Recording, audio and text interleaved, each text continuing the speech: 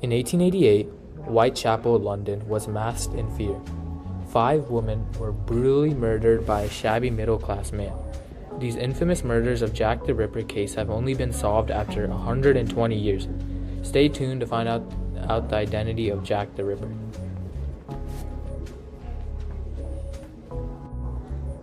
Welcome back to our podcast, Past Uncovered, where we go through unsolved mysteries left behind by the world. Today's episode is called Unmasking Jack the Ripper, Century-Long Case, in which we'll talk about the unmasking of the infamous Jack the Ripper. Today, we are going back in time to the 1890s to talk about the infamous Jack the Ripper. He was never identified, never caught, after a century later finally found out. Here I am joined with the man who identified him. Please welcome forensic scientist and historian Dr. Abhinav Yarlagadda, or better known as Dr. Y. How are you doing, sir? Good, it's a pleasure to be here. Can you describe what led up to the murders in the Jack the Ripper cases? I mean, why was it so famous despite being a century old? Well, let's first talk about what was happening in the time period to give the audience some context.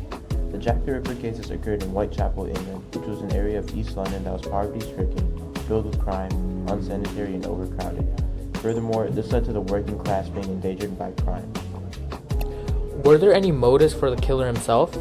How was he not found for so long? No one really knows the exact motives behind the Jack the Ripper's killing spree, but the two main beliefs were that he had a deep hatred for women or he had a physiological illness. He wasn't found for such a long time because the forensics back at the time were not as developed as today, and the environment that people lived in at the time made it easier to evade the police and escape capture because it was overcrowded and lacked visibility because there was less street lights. Back in the time period, how did they generally separate their information gained from the people from hoax to fact, especially with the letters? Yeah, so to provide some context, the police received over 300 letters claiming to be the killer, which was the most abundant piece of evidence in the case. Most of them were filled with threats and misinformation regarding the killings themselves, and one of the most famous ones was the Dear Boss letter. This was the first mention of Jack the Ripper, and it talked about gory things about the victims and more. Common speculation was that newspapers mailed these letters in to keep the story of Jack the Ripper more prevalent. So I know that until recently, the case remained unsolved, with only major suspects being identified. But what was the tipping point in solving the case itself? Over 100 men were considered suspects in the Jack the Ripper murders, which may have been a dozen women or so, but the Ripper has only been tied to the murder of the 5 women mentioned earlier. The major suspects at the time were Montague Druitt, Aaron Kosminski, Thomas Cutbush, and Michael Ostrom. These 4, despite having various ethnicities, all were low-income men with a history of violence, mental illness, and were considered prime suspects by those that lived with them. Interesting. So how do we know which of these 4 is the Ripper? There wasn't much solid evidence in the case, despite being such a big deal at the time, but there were 2 main pieces of evidence, one from the live investigations and one from the last 5 to 10 years, which have helped us identify the Ripper to a certain extent. What do you mean by a certain extent? If the killer was identified, shouldn't the case be over? That's what you'd think, but it's more complex than that. So let's look at the evidence.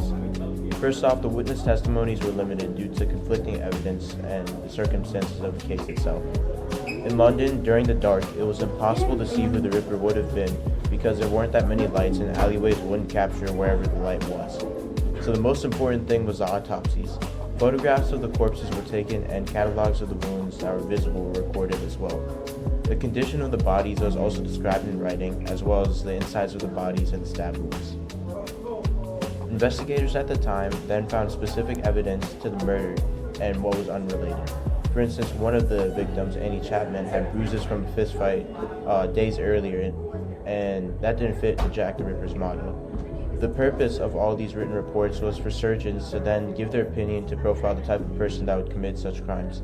In this case, the Ripper had to have medical knowledge to identify organs of his victims to then remove. Through this process of multiple killings, they were able to narrow down the suspect list.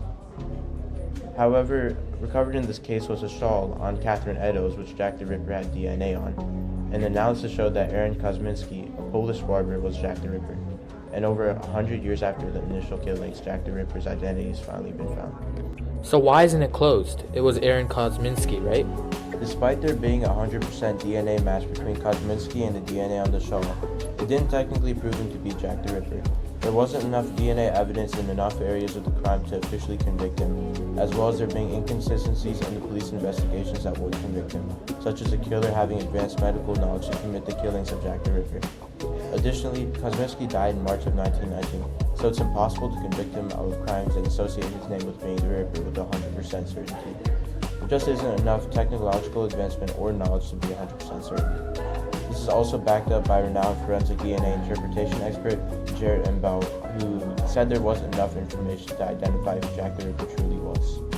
So the case wasn't actually solved. Despite there being major advancement, there's no definitive way to say who it was. That's exactly right. We can't convict someone of being a criminal without sufficient evidence in the case of their innocence. The guilty until proven innocent concept is an important concept in the judicial system, and that applies to a case from 100 years ago. With that said, a major issue with this case today is incorrect media coverage. Even you believe that the case was solved, but it wasn't, and it's slandering Kosminski's name without conviction. Well, there you have it, folks. The Jack the Ripper case, an unsolved mystery which still haunts many today. Despite the significant scientific advancement that helped solve the case, there is still more to be discovered. Thank you, Dr. Y, spreading your knowledge on this topic and telling us all about it. It's my pleasure. If you like podcasts that are not only investigative but really dive deep into what really happened, stay tuned for the next episode of Past Uncovered, where we go through the secret disappearance of Amelia Earhart.